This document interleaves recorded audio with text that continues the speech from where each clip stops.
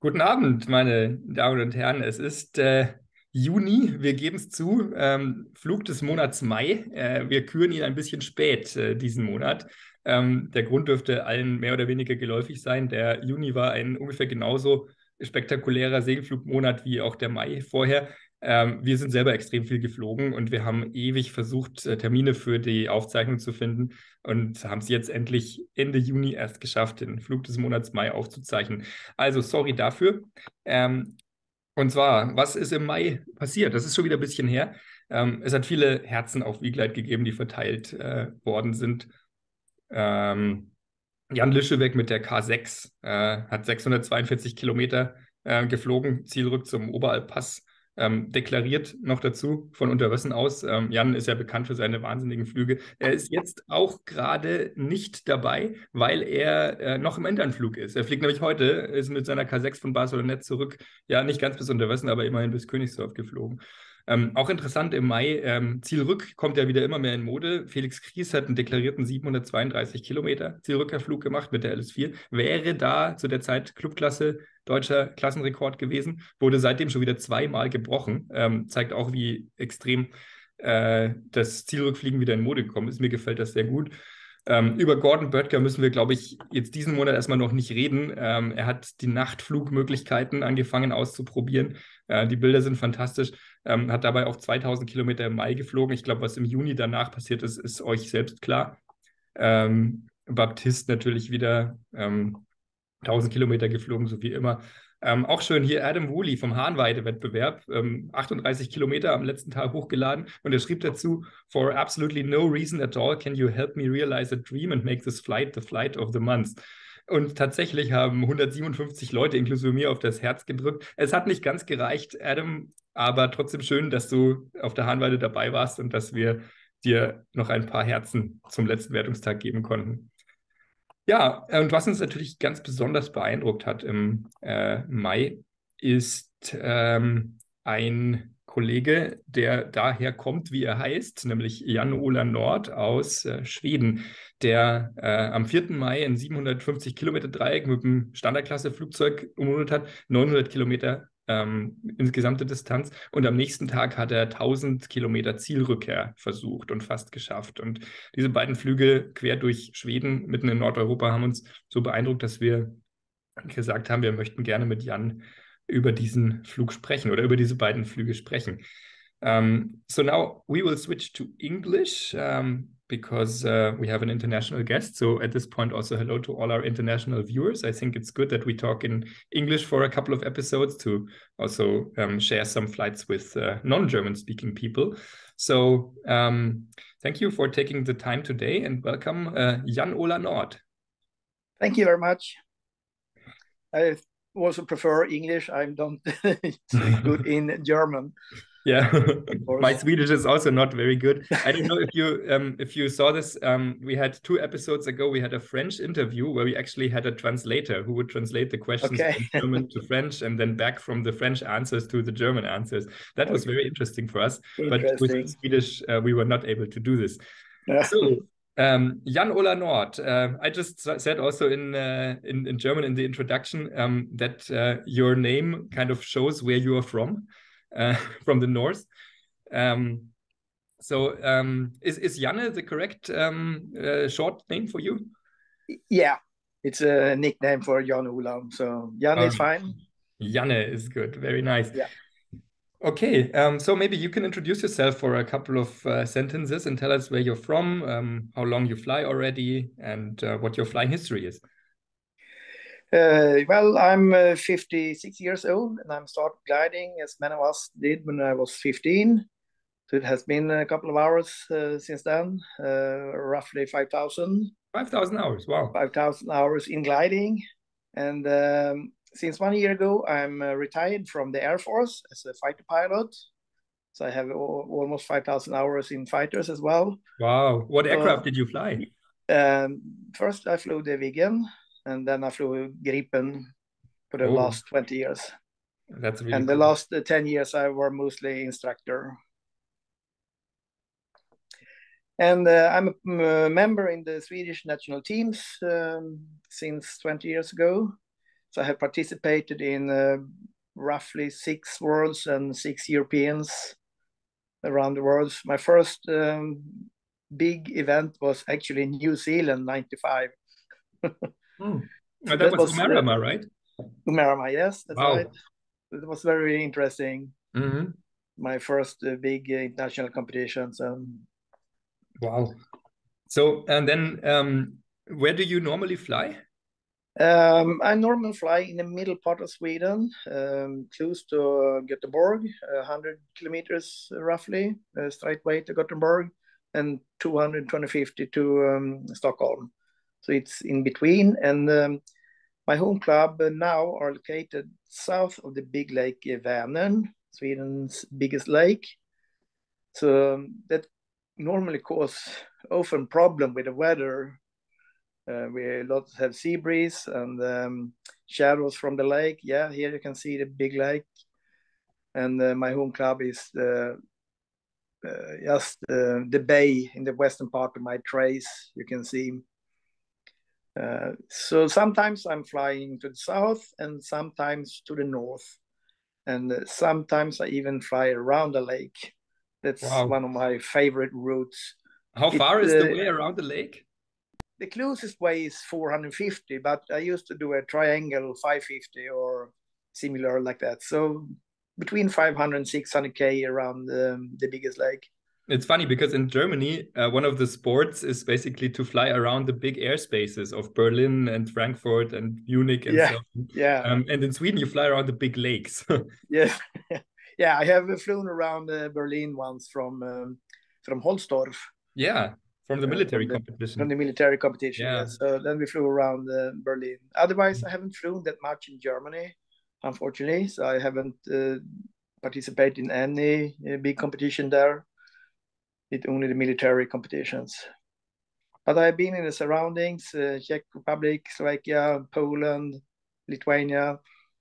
Well, that's not the border to German, but it's Mhm. Europe. Yeah, it's south of the south of the sea. Yeah. Right. Um, so, okay, maybe if we zoom out a little bit at first, before we talk about your specific 2 flights, maybe let's talk a little bit about flying in Sweden or in Northern Europe in general. What we can see also here in your other flight is what you already said, lots of lakes.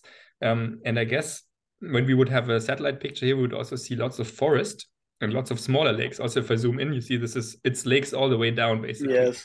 Um, how is this in general different from the little bit of flying you've done in the more southern parts of Europe? I'm talking in terms of landing options and so, but also, of course, in terms of thermals. Like if there's so much water on the ground, how can there be so good thermals? If you zoom out a little bit, so we can see the lake, yeah, in the upper part of the triangle called Lake Siljan, Yeah. that one. Yeah.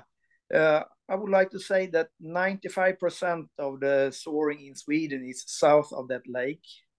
And the biggest reason to that is because north of that lake, there is very rare with outlanding possibilities. So the further you go, the less opportunity for outlanding it is, especially in the western part. It's, let's say, 880 kilometers between some airfields. Otherwise, there are nowhere to land at all. And also the terrain gets higher and higher, right? Yeah. Mm-hmm. That creates good thermal. So there are good thermal up there, but you cannot use it if the cloud base are too low. When the cloud base get high, let's say about 2,500 meter mean sea level, then we can fly up there. Then you can have a margin for the outlanding. And in the eastern part, you see the northeastern turn point. Further north, there is actually possibility to fly and to find the outlanding possibilities. So then, close to the shore, you can actually fly up to almost up to Kiruna. That's another 100K, 1000K north. Yeah, that's Kiruna. That's where the rocket launch site is, right? So Yeah, it's really far north. Here, now we have it and here, Kiruna. Yeah. And I know some of those German Wandersegelflug. Wandersegelflug, yes. Yeah, they used to stay at Kiruna now and then. Mm-hmm. Maybe one or two glider a year used to stop there. Wow. Yeah. Yeah, and the thermal and lakes, the small lakes, they doesn't seem to disturb the thermal at all. Lake Siljan is a quite deep lake, that one. So that can cause some influence on the weather, of course. But when we have the good weather, we have cold air mass normally. And because you don't have the big difference between the air mass and the lakes, there will be only a shadow for, let's say, 20 to 40 kilometers from the lakes. Right. And the smaller lake, they seems to be a part of the local circle system in the thermal. So they don't disturb it at all. And then if you zoom out a bit and you see Stockholm in the eastern corner, then you have Lake Mälaren, that lake, yeah, and Lake Hjälmaren to the west, and over to Lake Vänern, the big one, and further west, then you have the big sea. So when we have the westerly wind, we can have a shadow from the Skagerrak, it's called north of Denmark, whole way across Sweden. Those lakes seems to strengthen that influence of the bed thermal. So you actually call that a shadow when basically the bad air from the lake has far extension around the land. Yeah, Yeah. and sometimes we have sea breeze and sea breeze convergence. So I used to use different words if I have the sea breeze or just the shadow in the lee side of the lake. So yes, it's not the same system. Mm-hmm. And to the south, we have in the middle part, the terrain are, let's say, 100 meter above sea level. But if you go south again, the terrain rises in the middle part of southern Sweden. Here we have the terrain between 200 and 400 meters above sea level. So there is a really good area as well to fly. Mm-hmm. I have actually done one 750 triangle south of those lakes with the start on the leg. And the northwest point was just to the southwest point of Lake Vänern. You see the airspace up northwest. If you can point that out. West, go west. That's east. Oh, sorry, yeah, the other way. So you mean this airspace? Yeah, right now. That corner. Yes. Just southwest of that corner, I had one turn point, and the other two were south and to the southeast. So you can actually fit in 750 triangle, but that's the most you can get out of the area to the south. Yeah, right. Because then the sea is coming in from all sides here, and it's getting narrower towards Malmö. What about the airspace situation in general? We see some airspace here. Is it a problem, or can you easily fly through it? How is it? I can easily fly through them. I had a transponder. I started with transponder 20 years ago when I bought my glider. I was one of the first in Sweden because I were used to fly in airspace from the Air Force. So I said, and transponder will make all airspace available. So I made a test flight with a transponder from a motor plane and had it under my arm in the glider. And that worked perfectly. So then I bought a Mode S transponder. So Gothenburg, close to the airfield, is not available. But in the northern part of Gothenburg, there is no problem. Then you have the air base, the wing. There you have the wing. You have Trollhättan and Såtenäs, where I used to fly military. So when they don't fly, that airspace belongs to Gothenburg, and that will be no problem at all.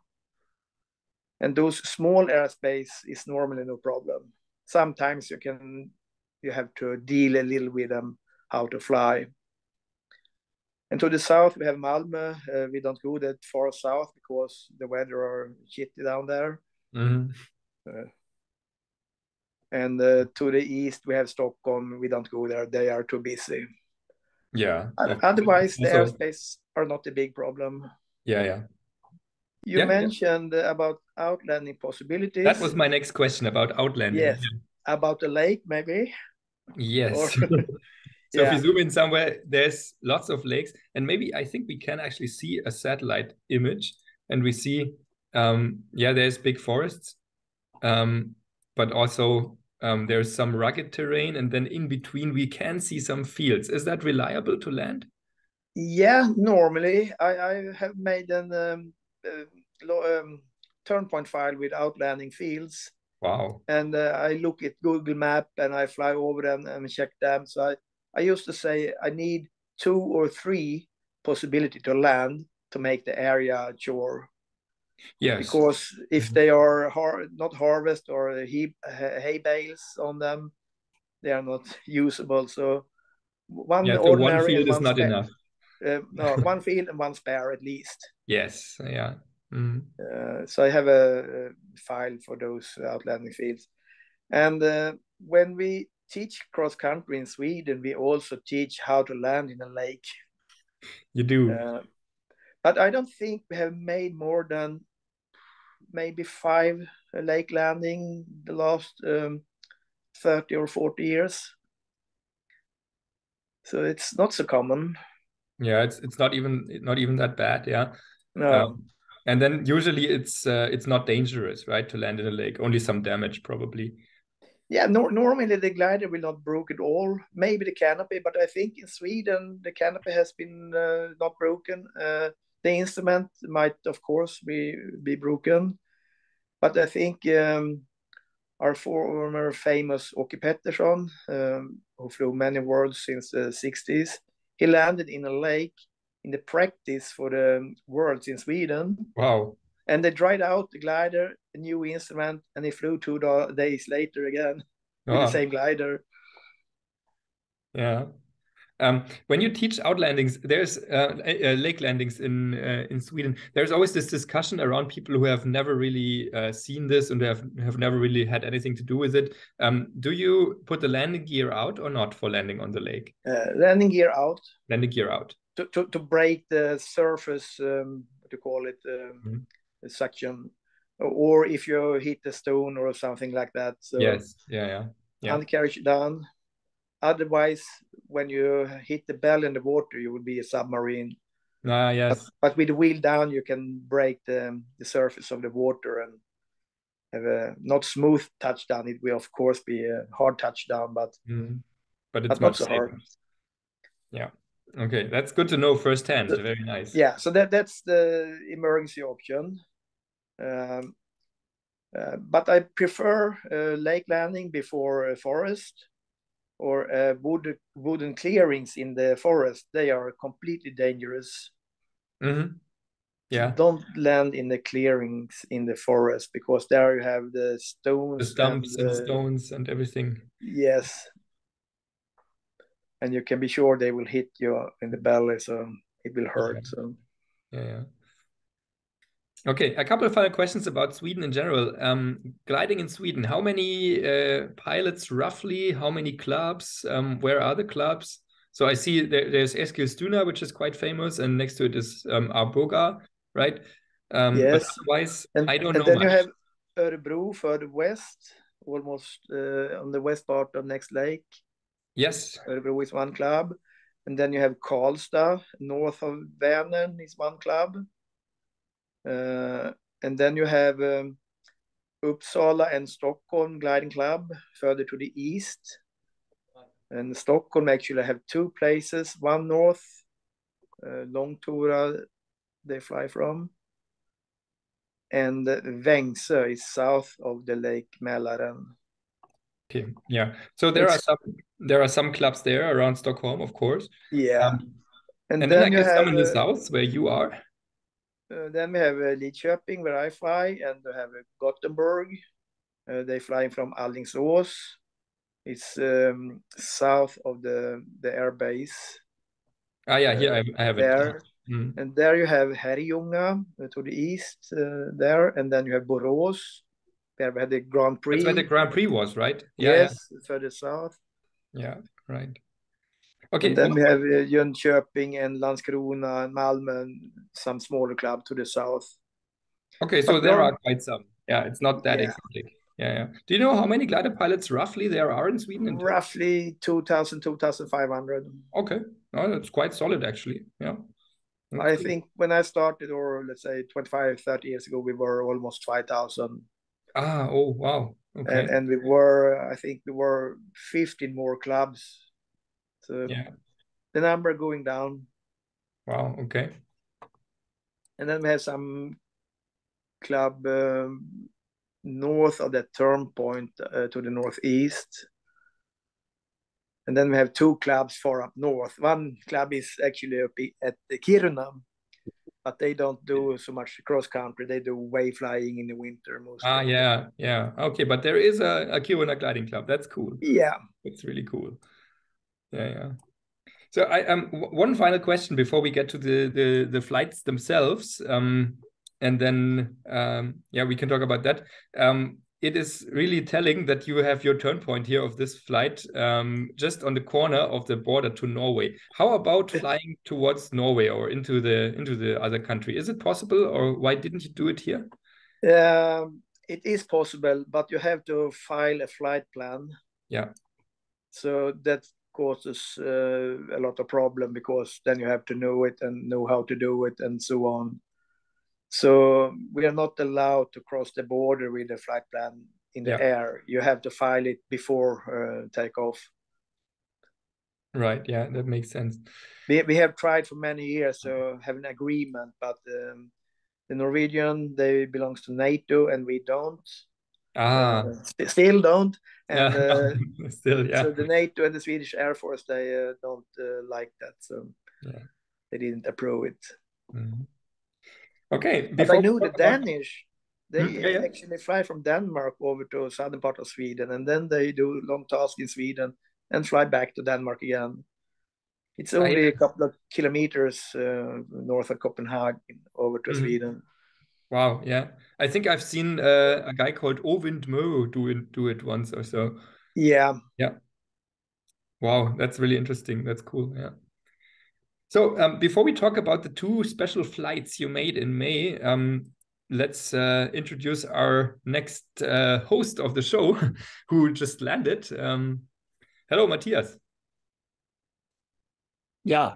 Hello. Sorry for being late. It just landed 50 minutes ago. Sorry for that. Is Jan also with you? Yeah, Jan also landed here in Königsdorf. He arrived from Barcelona today. Yeah, with the K6. I already introduced it in the beginning. Pretty impressive flight, pretty awesome. Probably we might have to talk about that in another episode, because that's also a really interesting thing, really cool. So welcome you too. I also introduced Janne, and we talked a bit about flying in Sweden in general. And now for the next part, we want to discuss the 2 flights of the month, May, which he made. So I think I'll share my screen again. And we will start with what happened on the 4th of May.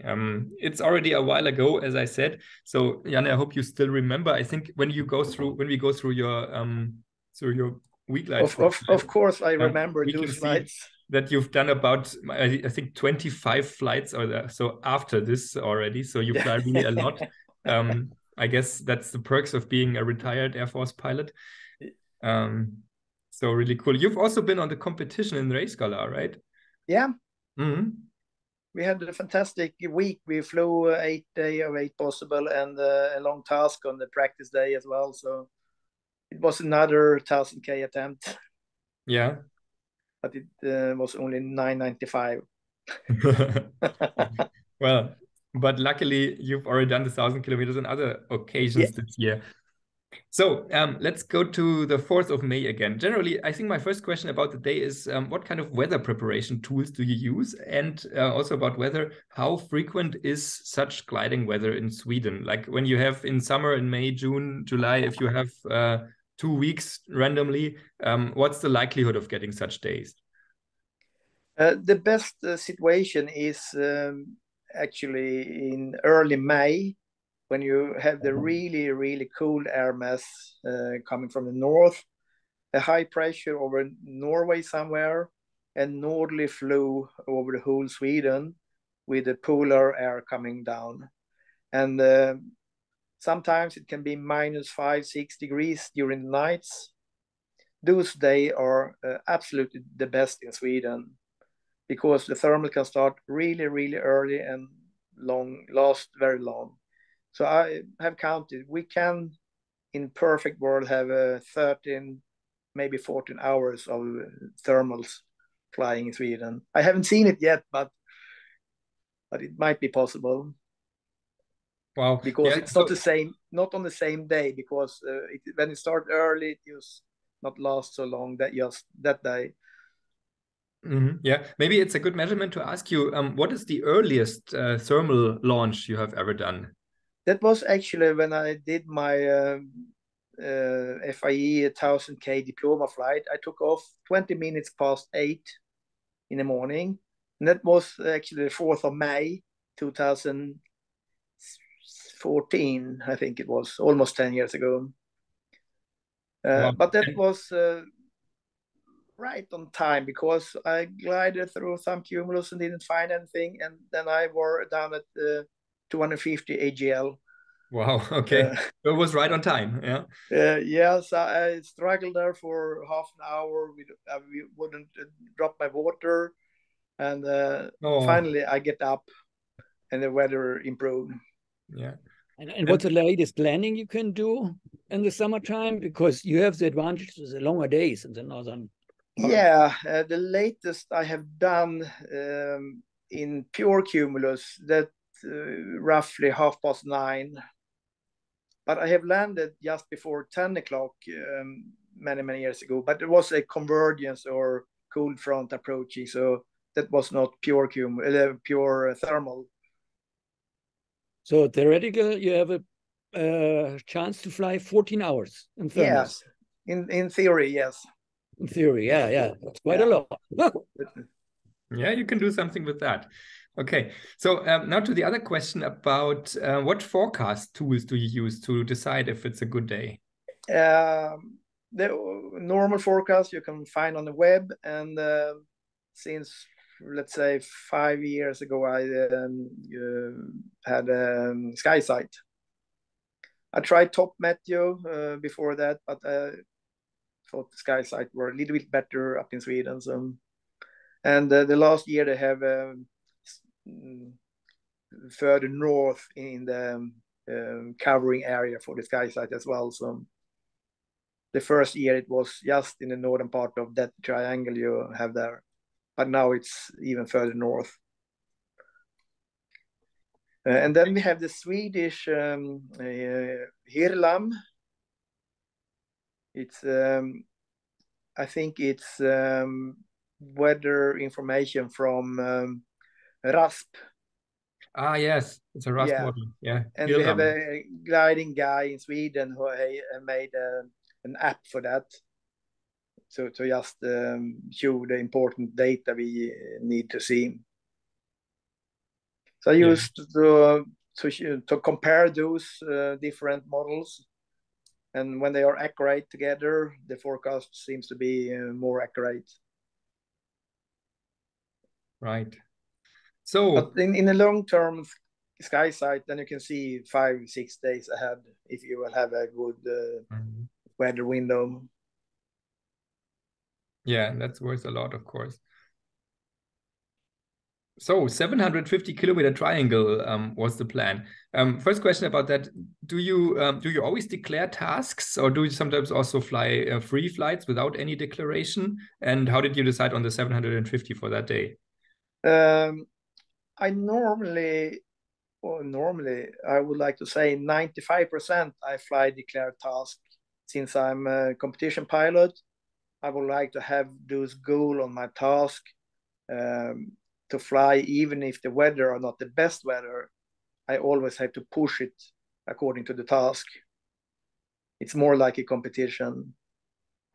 So Is that's there for also is there also a national competition which is decentralized in Sweden, where you have declared tasks over the year? yes. It's I call it the Swedish OLC. Yes, yeah. It's and you have a much better points if you declare a task. Yes, we have. That was my question, and we have the same in Germany too, and that's why we also declare tasks very, very nicely. Yeah. What's striking about this triangle, of course, is that the departure point is about 100 kilometers away from the launch. Is that right? Or maybe 80 kilometers? What is that? Yeah, I think it was 90, 80, 90. Yeah. It's because I would like to. I have planned or tried for 15 years to break the Swedish record, the speed record for 750 triangle. Yeah. It's not okay, more that than makes 100. sense, because otherwise I was wondering about. Yeah, so that's why I like to fly those 750 triangles. So that's 110 kilometers an hour, and that's not very fast. But you always have problems somewhere when you do those long triangles with the weather or something like that. The record would be 110, you said? 110 kilometers per hour. Oh, and you made 107. 107.6, yeah. So not this time. Close. Yes, but I have done 108, 106, 105, 107. So, well, close, but not enough. So I have to do 111. We have to beat it with 1 kph. Yes, that's true. 111, yeah. So the departure point was pretty much basically fixed by the position of the lakes, I guess, so that they get away from the space in between the lakes quickly. And the second turn point was constrained by the Norwegian border. So the geometry was pretty clear, right? Yeah. And those turn points close to the border, I have turn points all around belong to the border just to fit in the triangles. And as you can see, you can move them a little bit to the east or to the west. This day, I thought most to the west should be the best. Right. Let's look at some pictures because you uploaded some, and that's really nice. Lots of forest, lots of lakes. Yes. Yeah. I don't know. Have you talked about the outlanding situation in Sweden already? Yes, before? we have. And we have also determined that if you want to land on a lake, you do put the undercarriage out. Yeah. Matthias, have you flown in Sweden? No, never. Never been in Sweden. Then you're welcome to Sweden in the spring, because I know you like to fly the long distance tasks. Okay, thank you.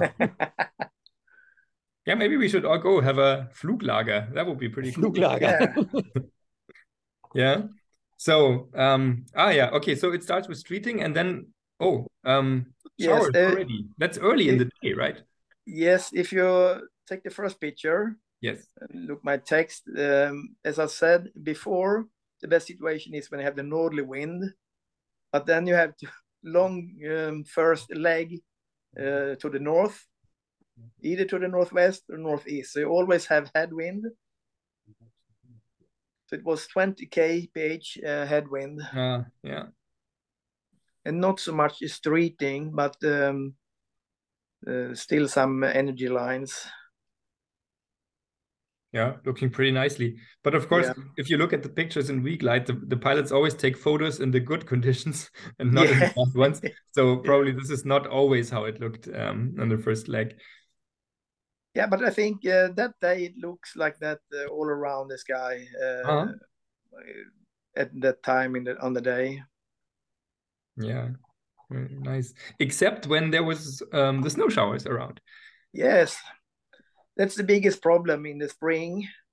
When the thermal are that good, you have 4, 5, 6 meters, and all the air rises up, and the the moist will immediately go to ice crystals and develop snow showers. But the snow shower are actually much better than rain, because you can cross the snow showers without any sink. And as long as you have a slightly black cloud base in the snow showers, you can find good lift as well.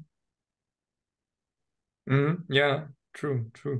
You see those black cloud bases, there is no problem to get good lift. Yeah, it's good. Oh, and actually also snow on the ground.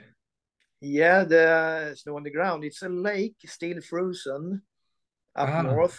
Yeah. I think the terrain here could be 500 meters mean sea level.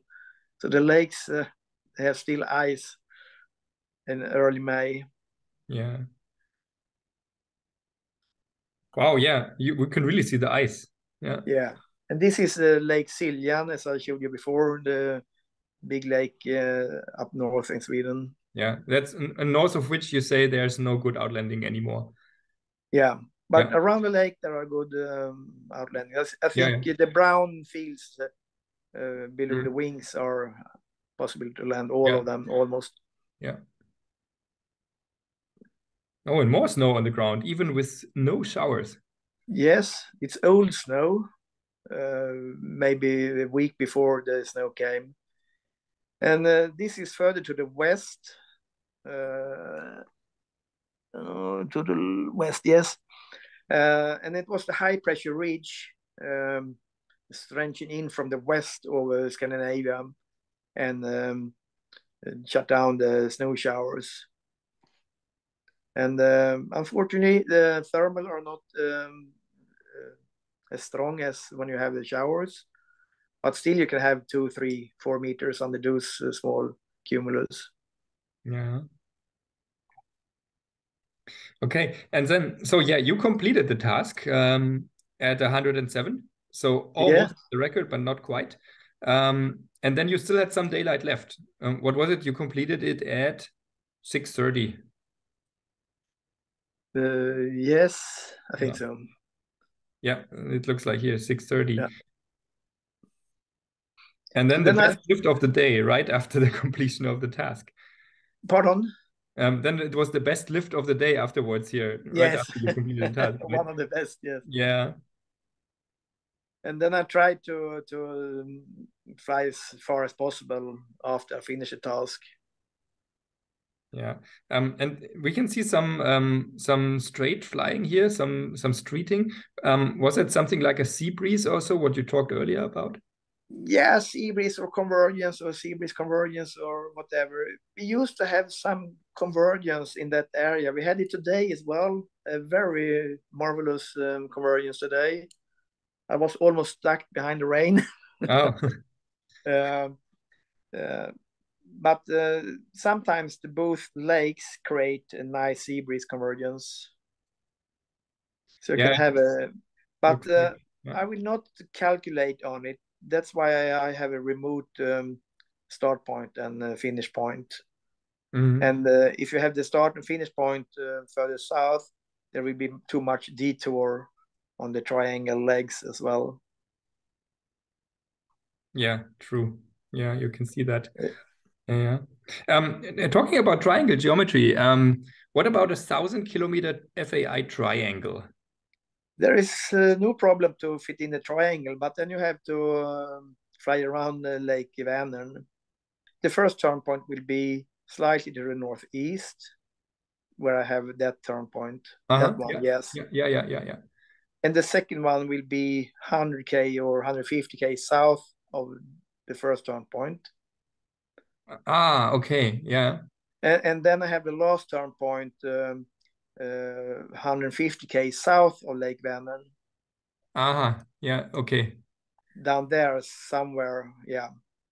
So then I will pass between Vänern and the sea early in the afternoon before the sea breeze is gone and it's completely no thermal west of the Lake Vänern. And then you can have the convergence back to the start point or finish point. You're right. Has it been done? Have you done it? We have only done one 1000K triangle in Sweden, and that was from Eskilstuna with an S25 25 years Ove ago. Engström, right? Yeah, Ove Yeah, yeah. Engström. It's the only 1000K triangle. Wow. Otherwise, I have the next record, 830 triangle. And thanks to Matthias, I came to Baron Hilton that year. He was before me, but he has been there before, so he wasn't allowed to come again. Yeah, nice. That was 2007. So that's quite many years ago. Yeah. And then I have made a 1000K diploma flight. That's the only 2000K diploma flights we have done in Sweden. In Sweden. Wow. Yeah. Pretty cool. And you tried, that's a good segue to the next day. You tried another one. This was on the 5th of May, on the following day. So the declaration is quite spectacular. It is a 1,022-kilometer out and return flight. Yeah. So what changed overnight? Because the day before we've seen the pictures, we've seen the good conditions, some snow showers, and so how did you expect the weather to turn out for the next day, and why did you dare to do such an enormous declaration? The high pressure is still to the west.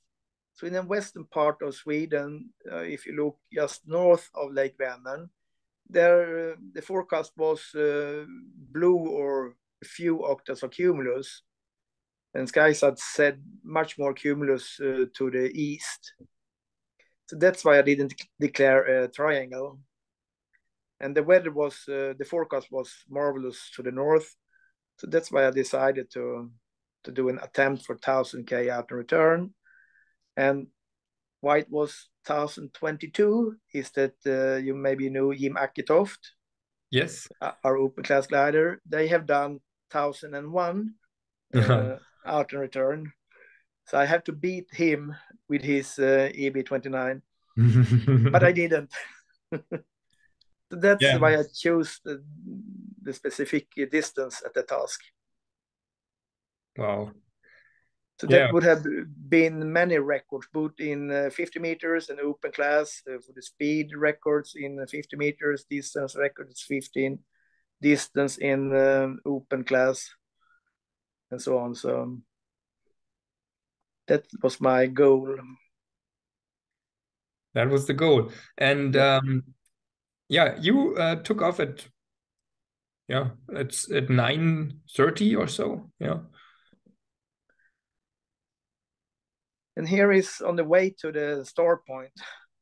So I'm already too late. It's already fully developed. Yes. So it was my plan was to take off before I saw the cumulus, but they started so early, so already in the 2 there were cumulus. So wow. I was eager to come to the start point. And there we had sea breeze convergence, you can see from Lake Vänern. Yeah. And I tried it, and it didn't work at all. There were lift, but not as a convergence. So this is a bit disappointment. Yeah, and you see there are not so much shower today because of the high pressure ridge that have strengthened up a little bit. It was a good run. But to the north, the cumulus faded away. Yeah, less clouds in the sky and more snow on the ground. Yeah. But actually the snow seems not to have so much effect on the thermal. Maybe, but if there are good weather, you can have really, really good weather when the ground looks like that. Is there in the far background, is there mountains with like higher mountains with snow on it? Yes. It almost looks like. It can be the Sälen, the ski resort in Sweden, or the Norwegian mountains. Yeah. Great visibility. I think it's facing west, that picture. Yeah, looks like that's still on the leg north.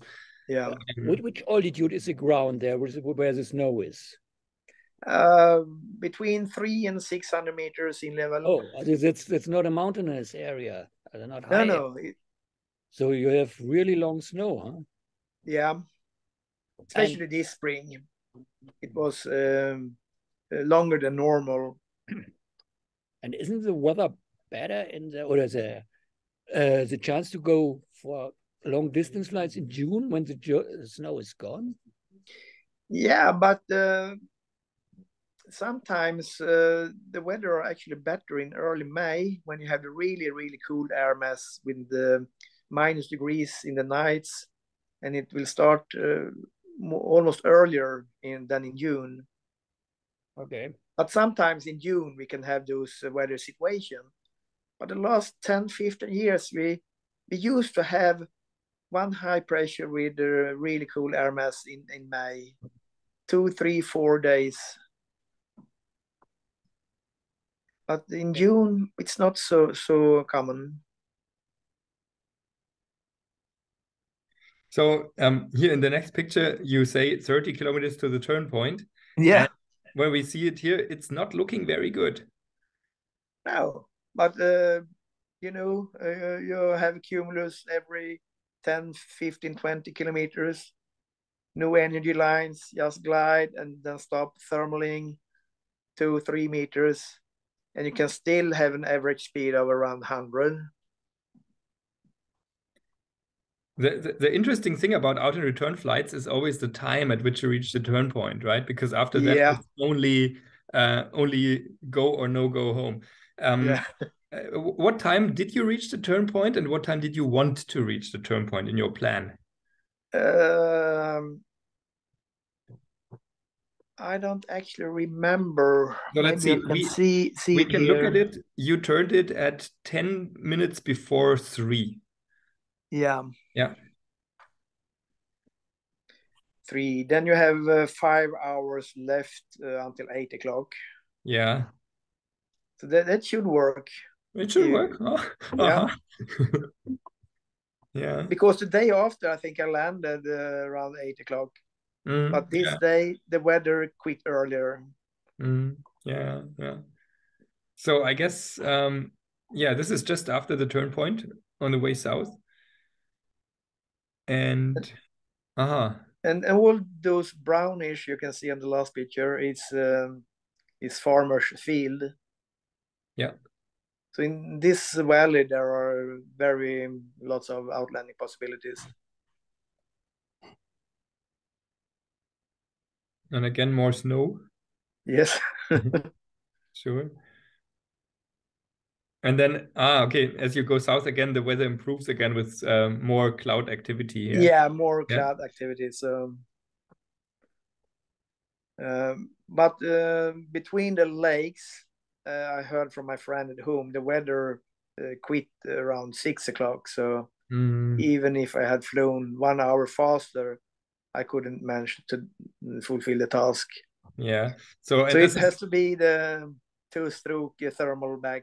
The 2-stroke thermal, yeah. So this is the last picture of you with the bad face, with the sad face, and we have the engine running in the background. So let's see the picture of the month. Yeah. Let's see in the flight trace how that went. So at what time did you realize that you were not going to make it? Did you have hope until the end, or was it clear already before that it was not? No, I couldn't see that far. So if you zoom in a bit, you can see I turn right 90 degrees. Yes, here. Yeah. Yes, a little bit earlier. If you go. So at this place here, yeah. Yeah, there was 2 big cumulus, but they didn't work at all. So I had to turn right 90 degrees to the sea breeze cumulus, and there I got some height. But when I were low, I could see south. There were no cumulus at all. And if you don't have cumulus at this time of the year, maybe you will have blue thermal, but not to manage to do the task. Yeah. So I tried to find some. I find some lift in the blue, close to the the shore, some sea breeze, thermal. And the last time here was at 7 o'clock, and from then it was down all the way. Yeah, and I used to look down on the lakes, how the wind is blowing, because then you sometimes are able to see if you have a sea breeze convergence. You have 3 big lakes between the biggest 2 lakes you can see.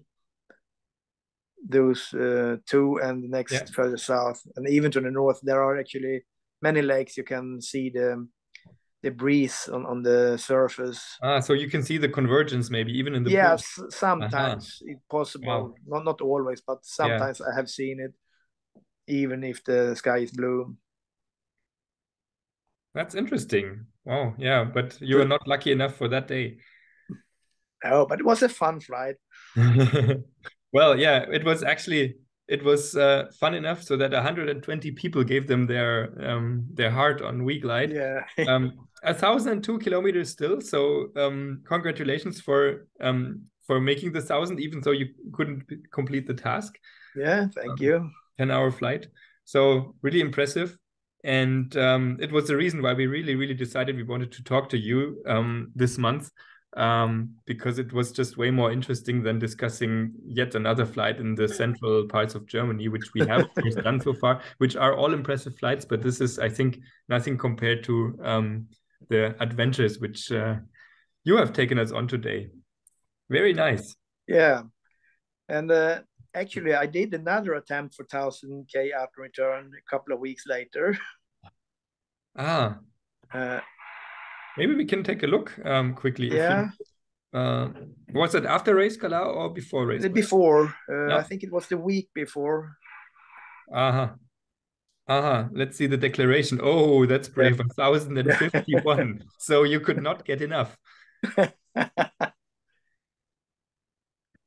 Yeah. Also different departure point, right? The first one was more to the south, and this one is more to the north.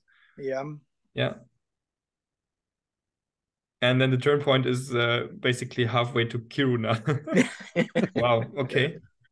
Yes. And I think if you look at the time for the departure. Oh, yeah. You started at 8:30 and you switched off the engine at 8:50, 8:58, yeah? Just before 9. It was just a test run. If you scroll down and look at the picture, I think I have a picture from before takeoff. Oh, yeah. Wow. Here you can see. 8 o'clock. Yeah. Yeah. You should be in the air for 20 minutes already. Yes, at least. And this was just after the release in the 2. Yeah. So I did a quick test run of the engine, and then I thermaling to the start point. Yeah. And the first thermal was 3 meter up to 1,300 meter. And the ground and my airfield are only 50 meters above sea level. So, So here it's very flat. Yeah. So it was a test run, but in the north, it was much more cloud cover, right? Yeah. It was completely overcast almost, and the cloud base were going down. So it was not worth continue. So. And that wasn't forecasted? Not that bad. It was an area with moist air coming in. So I turned south, and then I had the north again. So I did 1,000K this day anyhow. Yeah, 1,088 even, and 11.5 hours of flight time. From 8 to 8 almost. Yeah. Wow. Yeah, that really shows what's actually possible in these conditions in Sweden. Yeah. If you look at the lot, I think, was it that? No, it wasn't that they had a lot thermal, no. No, it was, it wasn't that day, no. Yeah. But still, it really shows the potential. It's always the final question for our guests at Late Night Soaring is what they plan to do next and what is the next big idea. And I think you've shown us already that 1,020 kilometers out and return is not enough anymore. It's going to be 1,050. I haven't done it, but I have plenty of 1,250 tasks pre-planned. But I will start with the 3 turn point diploma 1,250. 1,250, 3 turn point. Yeah. Yeah. That's my big goal. It might not be possible, but I will try. If the weather are good enough, I will give it a try. And the turn points will be on the axis of the 1000K return flight, or where will be the turn? I have different tasks, but I think I will have one turn point actually to the south. So I will start to the south, somewhere very point right now, and then go north, and then south again, because when I pass my home field, it's only, let's say, 1000K, so I can abort the task if the weather is not good enough. And I'm not so far from home. So it's a 3 turn points FIE diploma flight. So. Yeah. And the next, of course, is 1250 triangle, but, well, maybe I will have to buy another glider with longer wingspan. But for me, it's not the distance. It's the possibility to do long task with that glider I have. If I have an ETA or an EB29, I have to fly longer tasks. And that's not that important. But sometimes longer wings could have been nice to have when you have the blue holes and spread out areas. Wow, yeah.